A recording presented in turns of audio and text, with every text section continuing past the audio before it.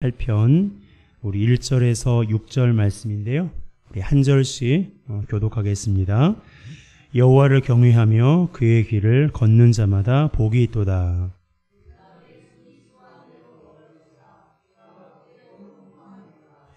내 집 안방에 있는 내 아내는 결실한 포도나무 같으며 내 식탁에 둘러앉은 자식들은 어린 감람나무 같으리로다.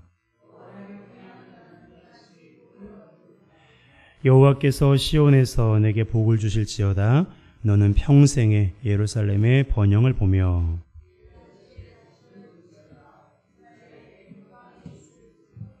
자, 아멘. 이 시간 우리 석재환 목사님 나오셔서 진정한 행복을 원한다면 소통하세요라는 제목으로 함께 하나님 말씀 전해주시겠습니다. 우리 목사님 나오실 때 큰 감사의 박수 보내겠습니다.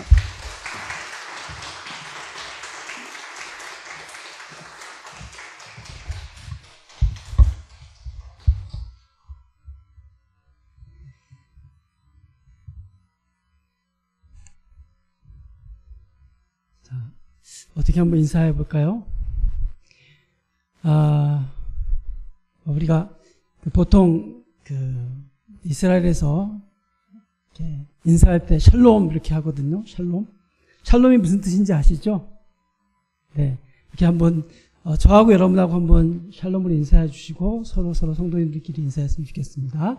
샬롬. 네. 옆에 분들하고 샬롬이라고 인사 나눠주시면 좋겠습니다. 제가 목이 타네요.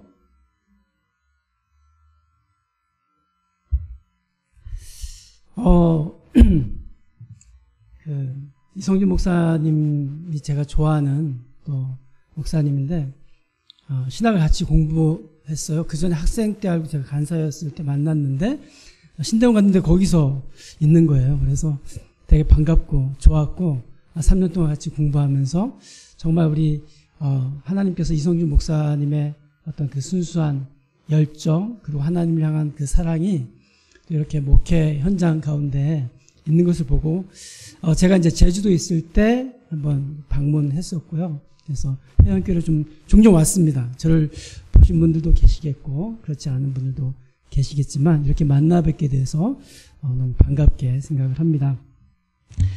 저는 그 CCC라는 선교단체에서 고등학교 때 전도를 받았습니다.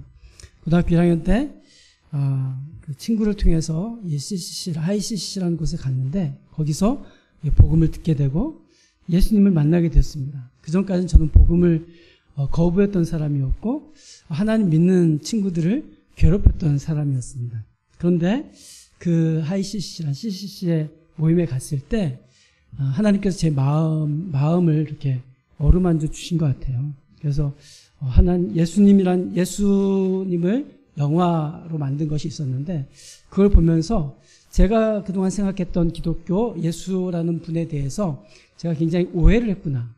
또 나만의 어떤 고집이 있었구나 이런 생각이 있으면서 그게 조금씩 바뀌어지기 시작했습니다. 그래서 저는 예수님이라는 분을 알고 싶다라는 생각이 들고 결국에는 수련회 갔는데 그 수련회에서 정말 인격적으로 예수님을 만나게 되었습니다. 그 예수님 만난 다음에 저는 인생을 어떻게 살아갈까 고민하지도 않고 하나님께 기도했더니 하나님께서 넌 내 거야. 이제 너의 인생은 내가 주인이야. 그러니까 그동안에 제가 살았던 삶은 제 인생은 제 것이라고 생각했거든요. 부모님이 저를 낳아주셨기 때문에 나는 부모님의 것? 그렇게 생각할 수 있겠지만 원래 하나님께서 우리 인간을 창조하실 때 그분이 창조하셨기 때문에 우리는 그분의 소유이죠. 그래서 제가 나는 하나님의 것이기 때문에 하나님께서 하라고 하시는 것을 하고 싶습니다. 그랬는데 하나님이 그런 마음을 주셨어요. 청소년을 위해서 살아라. 그리고 젊은이들을 위해서 네가 나를 위해서 이 사역을 했으면 좋겠다. 이런 감동이 있었습니다. 그때부터 기도하기 시작했는데 또 대학을 갔어요. 대학 갔는데 졸업반쯤에 제가 어떤 길을 선택해야 되기 때문에 그때 하나님이 그런 거예요. 제가 또 생각을 제 의미대로 하려고 하는 거예요. 그랬을 때 하나님께서 너 그때 고등학교 때 나한테 그렇게 기도하지 않았냐. 그래서 하나님이 그 기도를 기억나게 하시면서 지금까지 또 이 청소년 사역의 길을 걸어오게 하셨습니다. 저는 2000년에 결혼을 했습니다. 가정을 이루었고 그때 결혼한 아내와 지금까지 살고 있고요. 결혼하고 9년 만에 하나님이 딸을 주셨는데 그 딸과 함께 살고 있습니다. 그리고 제주도에서 8년간 CC 사역을 하다가 올해 다시 서울로 올라오게 되었고요. 이렇게 5월 가정의 달, 특별히 어버이 주일에 회원교회에서 성도님들과 함께 예배드리며 하나님 말씀을 전할 수 있게 되어서 감사를 드립니다. 오늘 본문의 제목을 제가 이렇게 정해봤습니다. 진정한 행복을 원한다면 소통하세요. 한번 저를 따라해 주시겠습니까? 진정한 행복을 원한다면 소통하세요. 여러분 진정한 행복을 원하십니까? 네, 우리가 누구나 우리는 행복하기를 원합니다. 하나님께서도 우리가 그분의 자녀들이 행복하기를 원하십니다. 근데 대부분 진정한 행복을 원하는데 소통하지 않기 때문에 어려움이 있는 것을 많이 보게 됩니다. 이 소통이라는 것을 한문으로 보면요. PPT를 좀 띄워주시겠어요? 네. 소통. 트일 소의 통할 통. 그래서 소통이라고 하는데, 이제 영어로는 communication 이렇게 말합니다. 사전적으로 의미를 보면 소통이란 뜻은 막히지 아니하고 잘 통한다. 그리고 뜻이나 생각이 서로 통하여 오해가 없음이라고 이렇게 소통의 뜻을 이야기해주고 있습니다. 우리는 지금도 소통하고 있습니다. 우리가 말로 소통할 수도 있고요. 말이 아닌 다른 것으로 우리는 소통을 하게 됩니다. 의사소통을 하게 되는데 언어적 요소도 굉장히 중요하지만 비언어적 요소, 우리의 몸짓이라든지 우리의 표정이라든지 우리의 어떤 태도, 자세 이런 것들이 다 우리가 누군가와 소통하는 것이거든요. 그래서 우리가 이 관계에 있어서 소통이 잘 될 때는 갈등이 없지만 소통이 안 될 때는 수많은 갈등과 오해가 있을 수 있습니다. 사람이 살아가는 곳에 갈등과 오해로 말미암아 서로 아픔이 생기게 되고 때로는 상처를 줄 때가 있습니다. 가정이라고 예외는 아니겠죠. 각자의 생각이 다르고 또 성향이 다르고 모든 것이 이해가 안 될 때가 있습니다. 성도님들의 가정은 어떻습니까? 과연 가정은 어떤 곳이어야 하는가? 제가 생각해 봤는데 보통 우리가 가정을 생각해 보면 이상적인 가정의 모습이 있어요. 이상적인 가정의 모습은 어떤 모습이죠? 서로 화목하고 사이가 좋고 그렇죠? 그리고 서로 막 이렇게 얼굴만 봐도 너무너무 좋은 거예요. 근데 실제적으로 우리가 현실적 가정의 모습을 본다면 꼭 그런 모습만, 이상적인 모습만 있는 것이 아닌 것입니다. 그래서 어떤 때는 가정이 행복한 놀이터가 될 수가 있어요. 행복한 놀이터를 한번 생각해 보시겠어요? 막 놀면서 너무너무 행복한 거예요. 아이들처럼. 근데 또 아니면 그곳이 치열한 싸움터가 될 수가 있어요. 그리고 각자 새들어 사는 하우스일 수도 있고 아니면 정말 따뜻한 어머니 품안 같은 홈이 될 수가 있습니다. 가정에서 서로 사랑하고 행복해야 할 관계가 틀어지고 어긋나는 경우가 있습니다. 우리가 그렇잖아요. 기대가 높은 만큼 실망도 크기 마련입니다. 서로에 대한 기대가 있는데 그것을 채워주지 않을 때 서로에 대한 불만이 생길 수밖에 없습니다. 누구나 행복하고 따뜻한 이상적인 가정의 모습을 그리며 살아갑니다. 그런데 현실에는 그렇지 않습니다. 모든 것이 상대방의 문제인가요? 엄마, 아빠, 부모님의 문제인가요? 아니면 자녀들의 문제인가요? 환경의 문제일까요? 그건 아니라고 봅니다. 먼저 나 자신을 볼 수 있어야 합니다. 창세기 2장에 보면 하나님께서 아담과 하와를 창조하신 사건이 기록되어 있습니다. 하나님께서 아담을 홀로 두지 아니하시고 하와를 창조하여 부부가 되게 하셨습니다. 하나님께서 만든 최초의 제도는 가정이라고 하는 것입니다. 하나님께서 이렇게 하신 이유는 분명히 나와 있어요. 하나님께서 왜 아담과 하와를 창조하셨죠? 그것은 그들에게 복을 주시기 위함이다 이렇게 말씀하고 있습니다. 하나님께서 우리를 창조하신 목적은 우리에게 복 주시기 위함입니다. 아멘이십니까? 네. 하나님께서는 그분의 자녀가 진정으로 행복할 때 그분은 기쁨을 이기지 못하여 하신다고 말씀하고 있습니다. 다음 슬라이드 보여주시겠어요? 스바냐 3장 17절 같이 다 한 목소리로 읽어보겠습니다. 시작. 너의 하나님 여호와가 너의 가운데 계시니 그는 구원을 베푸실 전능자시라. 그가 너로 말미암아 기쁨을 이기지 못하시며 너를 잠잠히 사랑하시며 너로 말미암아 즐거이 부르며 기뻐하시리라. 아멘. 저는 이 말씀을 너무너무 좋아해요. 너의 하나님 여호와가 누구의 하나님 여호와십니까? 우리 하나님 여호와가 우리 가운데 계시니 그 하나님은 구원을 베푸실 전능자시라. 그가 나로 말미암아 기쁨을 이기지 못해 하신다. 나를 잠잠히 사랑하시고 나로 말미암아 즐거이 부르며 기뻐하신다. 막 자랑하고 싶으신 거예요. 하나님이 하나님의 자녀들에 대해서 이런 마음과 생각을 가지고 계시다는 거예요. 우리가 부모가 되었습니다. 우리 자녀를 봤을 때 이런 마음이 하나님이 우리를 보실 때 그 마음과 우리가 가정에서 자녀를 볼 때의 이 마음이 통한다면 얼마나 좋을까? 자녀는 부모의 기쁨일 수밖에 없습니다.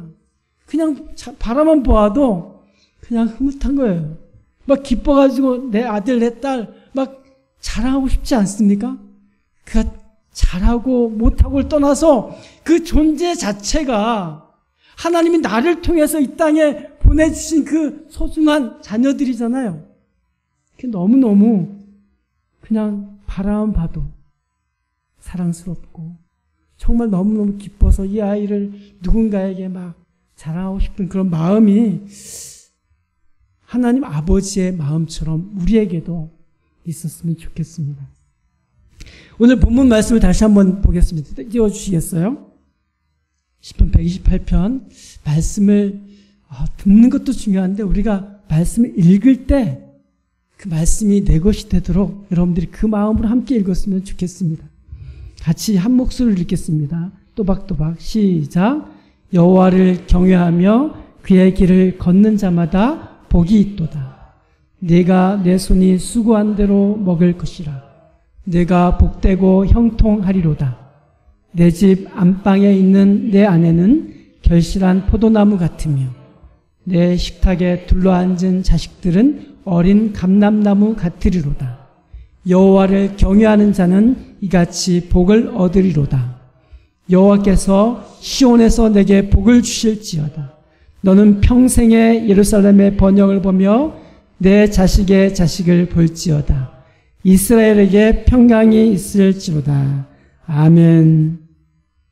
이 말씀을 읽으면서 어떤 느낌이 드십니까? 이 시편은 곡조 붙은 기도잖아요. 그렇죠? 노래잖아요. 이것을 그냥 우리가 아무 감흥 없이 읽으면은 그냥 딱딱한 그냥 글자밖에 안 됩니다. 그러나 이 시편 기자가 기록한 하나님의 영광을 받아서 기록한 이 말씀이 하나님이 내게 주신 말씀이다. 그런 생각을 가지고 받으실 때 그 말씀이 내 것이 되고 그 로고스의 말씀이 우리가 레마의 말씀으로 들려질 줄로 믿습니다. 모든 사람의 공통적인 소망이 있다면 그것은 행복일 것입니다. 모든 인류의 바람이 있다면 행복이라는 것입니다. 이것은 어느 누구도 부인하지 못할 것입니다. 그렇지만 안타깝게도 현실에서는 그런 바람과 소망이 잘 이루어지지 않습니다. 어버이 주일을 맞이하면서 제가 이 성경이 가르쳐주는 복된 가정의 모습을 찾기 위해 우리는 어떠해야 하는가를 말씀을 통해서 나누어 보고 싶습니다. 시편 128편에 반복되어 나오는 단어가 있습니다. 복이라는 단어가 몇 번 나오는지 혹시 아십니까? 한번 세워보세요. 몇 번요? 5번 나옵니까? 4번. 그리고 경외라는 말은 몇 번 나올까요? 2번 나옵니다. 즉 복은 하나님께서 주신다는 말씀입니다. 어떤 가정에 하나님 복을 주시는가?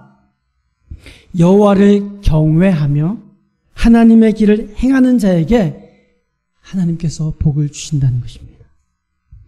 경외라는 말은 우리가 경외, 존경하고 그다음에 두려워하는 그런 말이 경외라는 말인데 단순히 두려워한다는 것이 아니라 신앙적으로 인격적으로 존경과 경외, 그에 따른 의롭고 경건한 삶을 사는 것, 그래서 예배의 삶까지 포괄하는 의미를 지니고 있습니다. 뭐가요? 경외라는 말에 그런 뜻이 있다는 것입니다. 사도행전 10장에 가보면 이 고넬료라는 사람이 나옵니다. 그는 로마 군대의 백부장이었고요. 그래서 권세가 있었습니다. 그는 이방인이었지만 사도 베드로를 초대해서 엄청난 영적인 축복을 받는데요. 이제 하나님께서 고넬료에게 나타나시고 또 성령을 보내셔서 베드로에게 나타나셔서 이 둘이 서로 만나게 하시는 거예요. 그랬을 때 그 베드로가 그 추청을 받고 고넬료의 집에 갑니다. 근데 거기서 베드로가 하나님 말씀을 전하고 그들이 다 같이 집안이 성령을 받게 됩니다. 그리고 세례까지 받게 됩니다. 그 고넬료의 삶은 어땠냐면 하나님을 알았고 하나님을 섬겼고 온 가정이 하나님을 경외했습니다. 그의 삶에 4가지 특징이 있었는데요. 경건한 삶과 하나님을 경외했고 구제할 줄 알고 기도하는 사람이었습니다. 그래서 하나님께서 이 고넬료라는 사람을 보실 때 너의 기도와 구제가 하나님께 상달되었다 이렇게 인정을 해줬습니다. 어쩌면 이런 것이 하나님의 복을 받는 기본 조건이기도 합니다. 가정이 어떻게 하면 행복해질 수 있습니까? 돈과 건강, 여러 가지 요소가 필요할 수 있지만 그것만 있으면 정말 행복할까요? 아닙니다. 궁극적으로는 하나님께서 복을 주셔야 합니다. 이것이 중요한 원리입니다. 본문은 여호와를 경외하고 그분의 뜻을 따르는 자의 복받는 모습을 기록하고 있는데요. 복을 받기 위해서 여호와를 경외하고 그의 길을 걷는 것이 아닙니다. 하나님께서는 여호와를 경외하고 그분의 뜻을 따르는 자에게 복을 주신다는 것입니다. 시편 1편에 복 있는 사람들은, 복 있는 자들은 이렇게 말하고 있는 것과 동일합니다. 2절은요, 2절 띄워주시겠습니까? 2절. 내가 내 손이 수고한 대로 먹을 것이라. 내가 복되고 형통하리로다. 이렇게 말씀하고 있는데요. 여러분, 수고한 대로 얻는 것이 얼마나 큰 복인지 아십니까? 수고해도 열매가 없는 경우가 많습니다.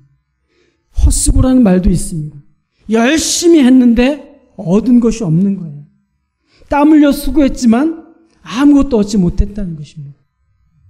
이럴 때는 정말 난감하겠죠. 가정을 먹여 살려야 하는데 소득이 없어요. 참으로 슬픈 현실 수밖에 없습니다.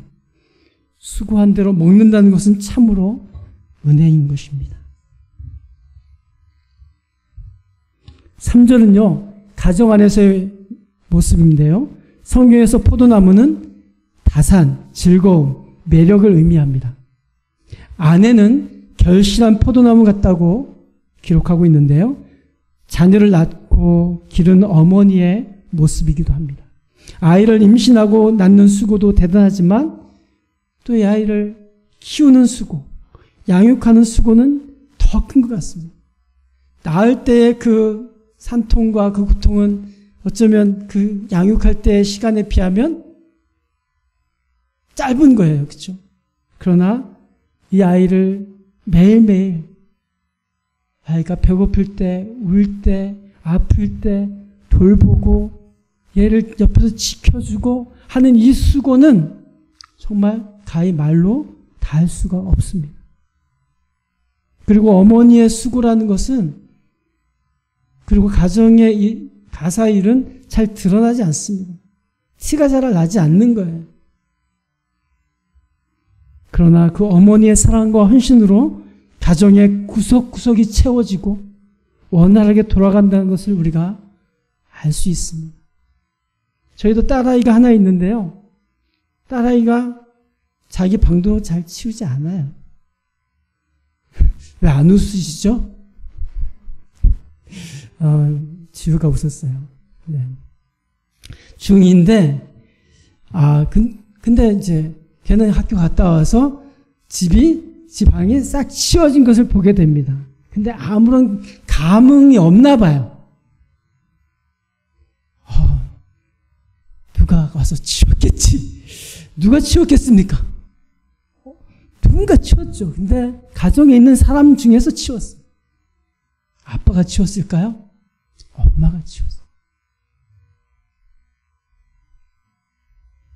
그 자식은 모르지만 그 치운 수고가 있기 때문에 그 자녀는 거기에서 또 먼지 속에 뒹굴지 않고 깨끗한 환경 속에서 그렇게 그것이 어쩌면 엄청난 누군가의 수고에 의해서 그 깨끗한 방을 유지하고 살아가는 것을 모를 수 있지만 그 부모는 자녀를 위해서 어머니는 그렇게 헌신하는 것이죠. 하나님은 그런 어머니들을 통해서 자녀를 양육하신다는 것입니다. 내 식탁에 둘러앉은 자식들은 어린 감람나무 같다고 합니다. 감람나무는 유익, 장수, 풍요의 상징이기도 합니다. 감람나무는 자녀의 모습을 나타냅니다. 어린 감람나무는 보호와 돌봄이 필요합니다. 절대로 자기 혼자 클 수가 없어요. 부모로부터 영적인, 육적인 공급을 통해 돌봄을 받아야만 좋은 감람나무가 될 수 있고 열매를 맺을 수 있고 또 올리브 기름을 잘 수가 있습니다.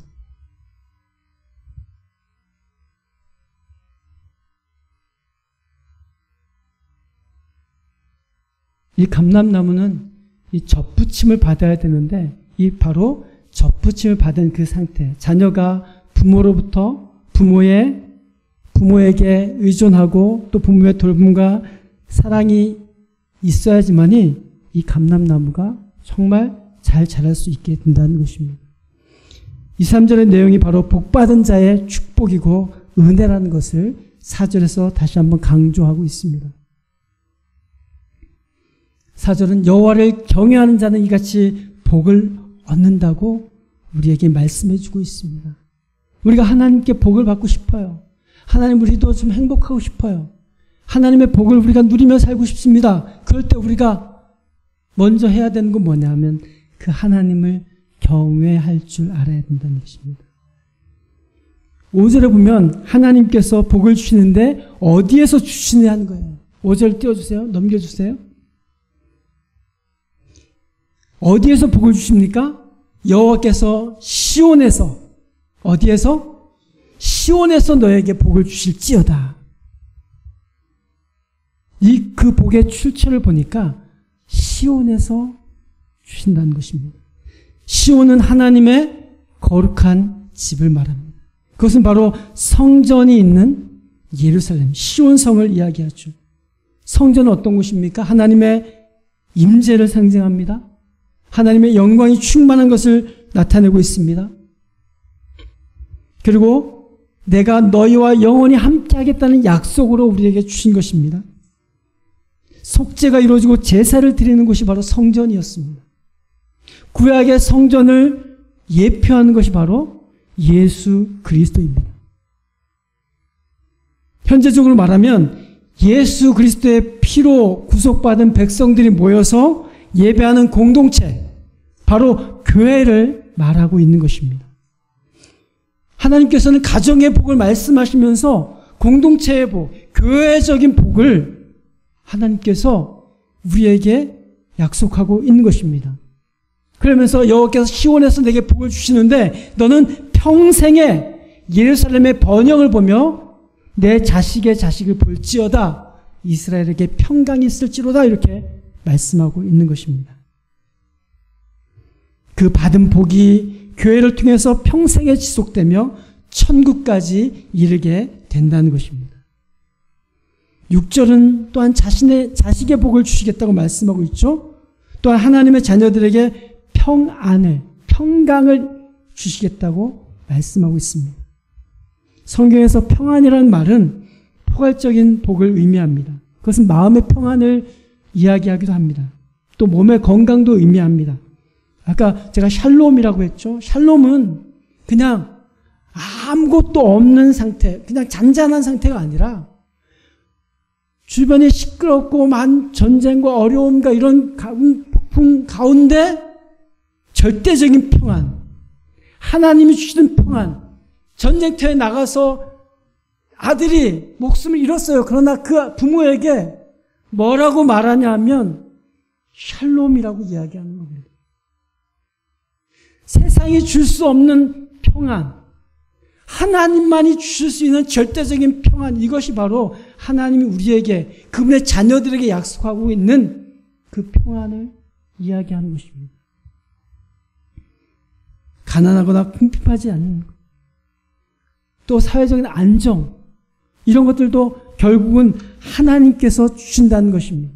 우리 인간이 만들어내는 그런 평안이 아니라 하나님만이 주실 수 있는 절대적인 평강이, 그 평강의 복이 우리 성도님들에게 있기를 축원합니다.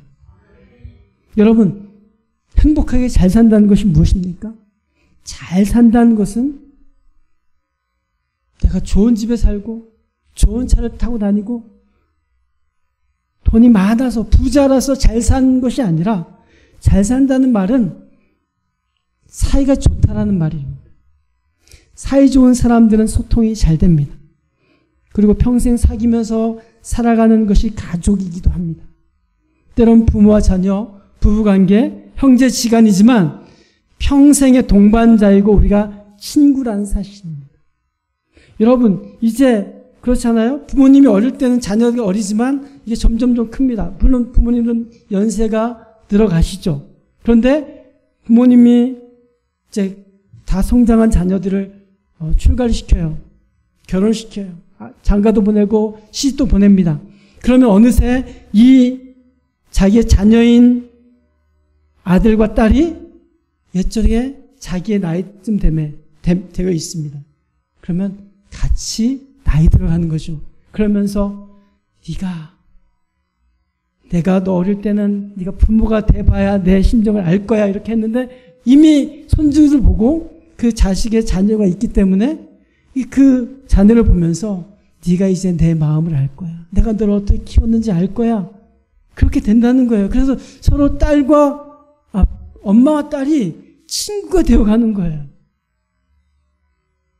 아버지와 아들은 조금 어렵겠지만 그래도 그런 모습을 우리는 함께 하나님 앞에서 지어져 가야 됩니다. 예전에 부자 유친이라는 말을 했어요. 부모와 자식은 친밀함이 있어야 된다. 친해야 된다. 그런 사이좋은 관계를 보면 얼마나 부러운지 모릅니다. 서로 마음이 통하는 관계죠. 어떻게 마음이 통하는지 잘 알지 않습니까? 어떻게 해야 마음이 잘 통하는지 아시잖아요. 어떻게 하면 마음이 안 통하는지 아시잖아요.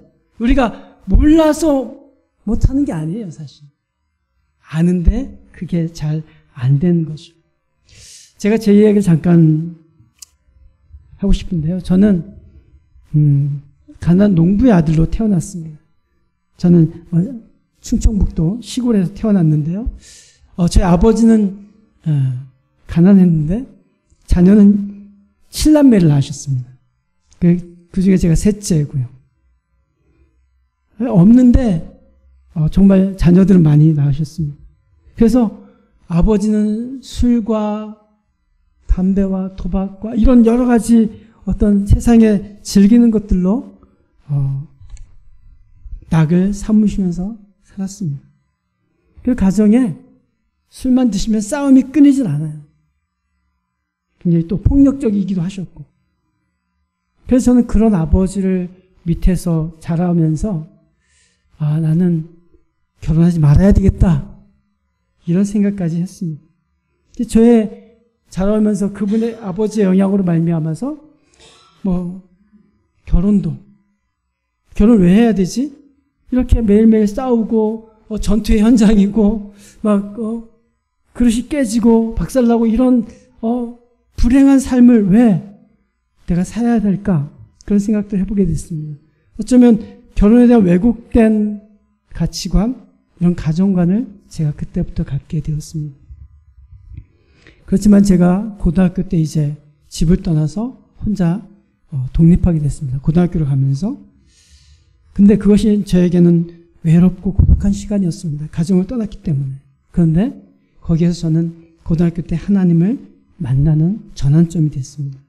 그리고 신앙의 좋은 분들을 만나고 교회 생활하면서 신앙생활하면서 교회 목사님 가정이라든지 집사님, 장로님 그 가정을 보면서 저렇게 행복하고 저렇게 멋진 가정도 있구나라는 생각이 들었습니다. 그래서 저도 그때부터 꿈을 꾸게 되었다는 것입니다. 하나님 안에서 믿음의 가정을 이루어야 되겠구나 이런 생각을 하기 시작했습니다. 그래서 저는 부족하고 저는 안 될 것 같지만 저희 집안 내놓을 것 없지만 하나님이 하게 하시면 가능하겠구나 그런 꿈을 그때부터 꾸고 기도하기 시작했습니다. 그래서 저는 예수님 만나기 전까지는 저는 아버지와 반대로 살면 저는 성공한 인생이다 이런 생각한 적도 있습니다. 그러나 하나님을 믿게 되고 제가 자녀가 없었지만 결혼하고 아버지 학교에 가게 되었습니다. 그래서 아버지에게 제가 편지를 쓴 적이 있는데 그러면서 육신의 아버지는 저를 그렇게 저에게 부정적인 영향을 주셨지만 진짜 아버지신 하나님을 만나게 되면서 하나님이 원하시는 가정은 하나님이 원하시는 가정에서 아버지는 이런 모습으로 살아야 되는구나. 그것을 성경 속에서 배우게 되었습니다. 하나님을 닮아가는 것, 예수님을 배우고 예수님의 삶을 살아가는 것, 그리고 섬김을 받는 것보다는 섬기려 하고 사랑을 받기보다는 사랑을 하는, 먼저 사랑하는 그런 아버지가 되어야 되겠구나. 나는 비록 아버지에게 폭력적인 아버지 밑에서 자랐지만 나는 그렇지 않은 모습으로 자녀를 대하고 그런 삶을 살아야 되겠구나. 그런 깨우침을 받게 되었습니다. 그래서 결국 제가 결혼했습니까? 못했습니까? 했습니다. 가정을 갖게 되고 자녀도 얻게 됐습니다. 근데 우리가 성경 속에서 너희는 이렇게 살아라 저렇게 살아라 많이 말씀하고 있죠. 내 이웃을 내 몸같이 살아라. 용서하고 용납하라. 이것이 잘 안 되는 거예요. 제가 그동안 살아온 그 삶이 있는데 그리고 아버지한테 배운 것들이 있는데 전통이 있는데 내 집안 내력이 있는데 어떻게 그렇게 살아갈 수 있겠습니까? 근데 성경은 그걸 답해주고 있습니다. 성령 충만한 가정이 답이다. 성령 충만해야 됨을 내가 성령 충만하지 않고서 다른 사람에게 어떤 것을 요구하기는 어렵다는 것입니다. 우리의 영은 성령 충만할 때 마음의 힘이 생깁니다. 에너지가 있어야 자신을 돌보게 되고 다른 사람을 돌아보는 마음의 여유가 생기는 거예요. 에너지가 방전되잖아요. 아무리 그 사람이 착한 사람이라 할지라도 안 되더라고요.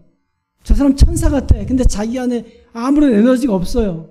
어떻게 할 수가 없어요. 귀찮아지고 짜증이 납니다.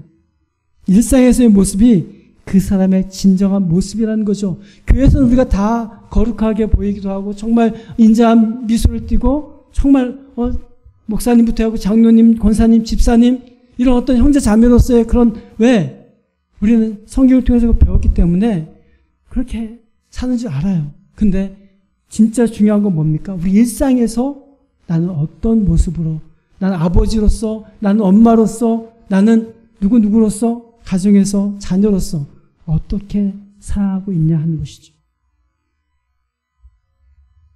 어쩌면 가깝고도 소외된 신앙의 장소가 가정이 아닌가 그런 생각을 해보게 됩니다. 신앙생활이라는 것은 우리가 어떤 영역에서만 국한된 것이 아니잖아요. 내가 교회에서는 목사고 장로고 집사고 권사 직분을 맡는데 집에 가면 나는 목사가 아닙니까? 집사님이 아닙니까? 똑같은 사람이 그곳에 있는 거잖아요. 자녀들은 우리의 모습을 보고 배우고 본받게 되어 있다는 것이죠. 가정은 중요한 신앙의 공간이고 하나님의 나라가 구현되고 그분의 뜻이 이루어져야 하는 장소이기도 합니다. 그리고 실상 가정에서 우리의 삶과 행동은 신앙에도 많은 영향을 미치게 된다는 것이죠.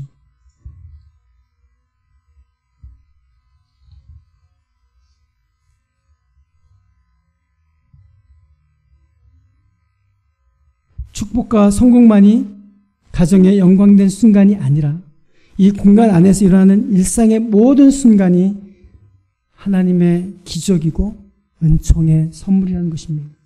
그러나 우리가 경계하지 않으면 신앙의 이름으로 신앙을 배신하는 어리석은 일이 발생할 수 있습니다. 이게 무슨 말인가 하면 신앙이 배신을 한다? 신앙생활을 잘하는 사람일수록 가정에서 하나님의 은혜와 복을 누려야 되는데 신앙이 좋다는 이유로 가족을 돌보지 않고 가정에 우선순위를 두지 않는 것을 말하고 있습니다. 제 말이 이해가 되십니까?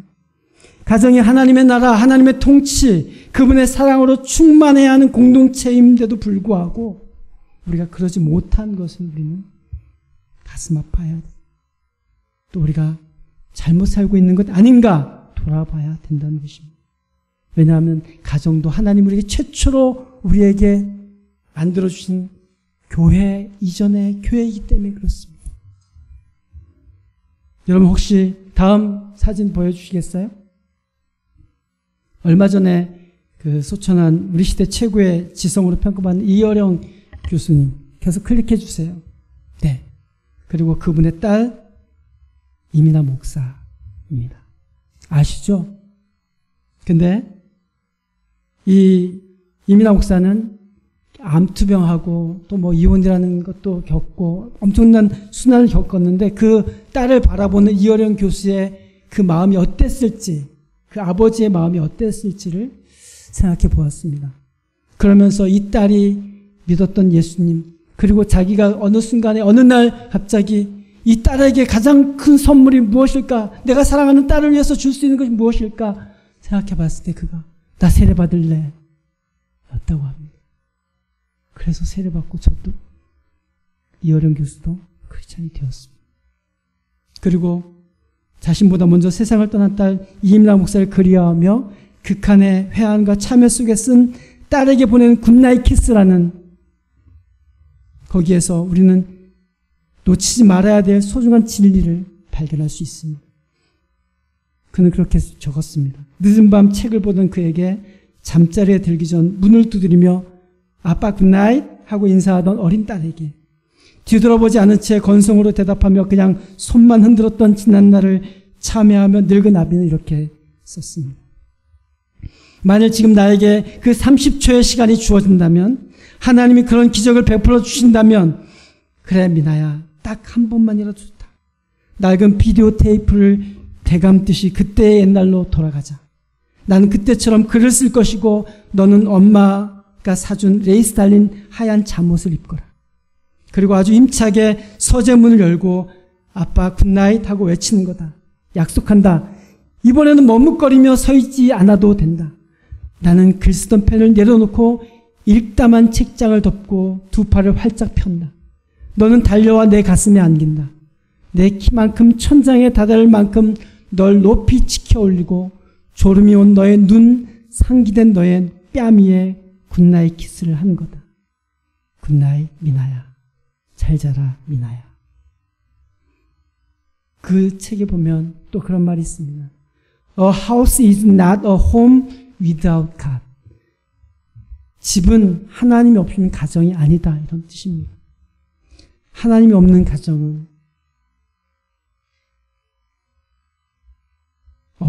하나님 없이는 우리가 행복한 가정을 꾸미기는 어렵다는 것입니다. 제가 제주에서 만난 중국에서 온 조선조 목사님이 한 분 계셨는데 여목사님이었습니다.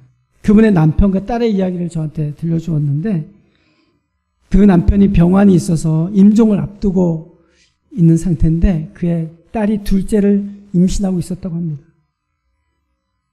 아빠는 딸이 걱정되어서 아빠가 이제 거의 그 딸이 거의 막달에 다다랐을 텐데 자기가 이 임종을 앞두고 있는 그 아버지를 보러 오라고 말할 수가 없었다고 합니다. 말하지 말라고 그 아내에게 말했습니다. 아빠는 조금 엄한 아버지지만 딸을 끔찍히 사랑하는 아빠였습니다. 그 아이가 학교에서 왕따를 당하고 있었다고 합니다. 학교에 가서 그 아이들을 혼내주었습니다. 그 다음부터 아이들이 그 딸이 시내였는데 시내 아빠만 보면 무서워 떨었다고 합니다. 딸에겐 너무나 든든한 아버지였습니다. 내 편이 있다는 거죠. 저는 그 이야기를 듣고 마음이 짠했습니다. 나는 어떨까? 제 딸이 하나 있는데 딸이 만약 결혼을 할 나이가 되어서 결혼식에 가면 저는 눈물이 날 것 같습니다. 눈물 없이 딸을 시집 보내지 못할 것 같습니다. 내가 어떻게 키웠는데.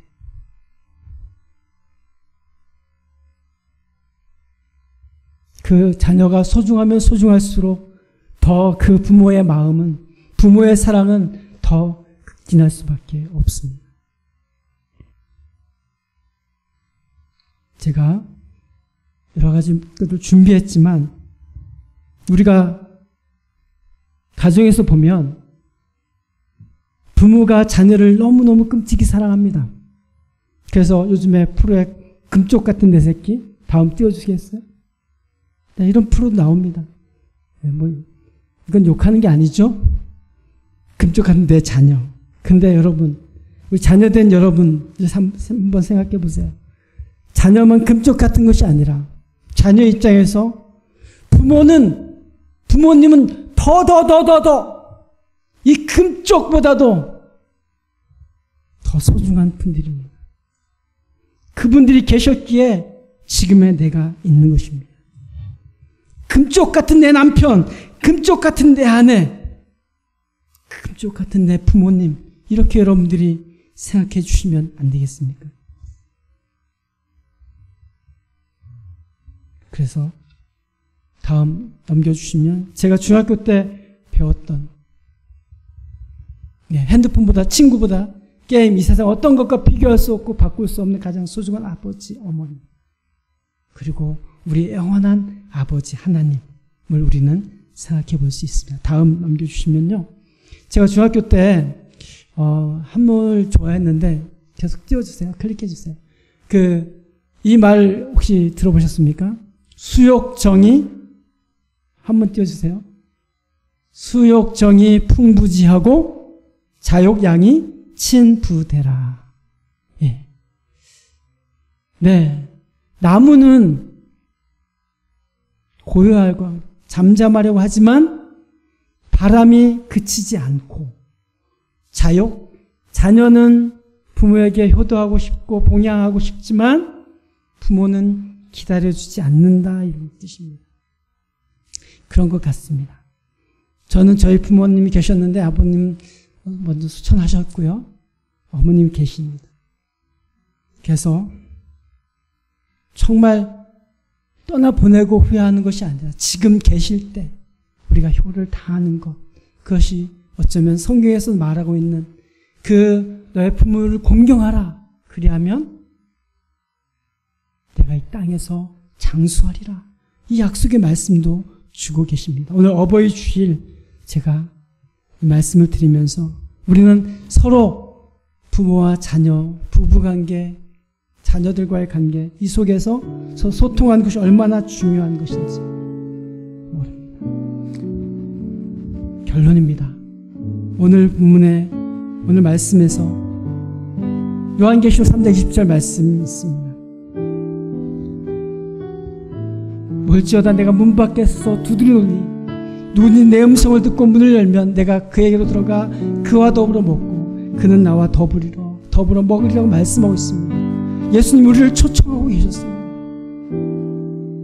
함께 먹고 마시는 그 예수님과의 관계처럼 우리가 가정에서도 내가 먼저 하나님과 소통하기를 원하십니다. 그리고 또한 우리 가족이 서로 소통해야 진정한 행복이 찾아온다고 말씀해주고 있습니다. 우리가 이런 의미에서 이 찬양을 함께 불러봤으면 좋겠습니다. 행복이라는 찬양인데요. 이 가사를 보면은 화려하지 않아도 정결하게 사는 삶,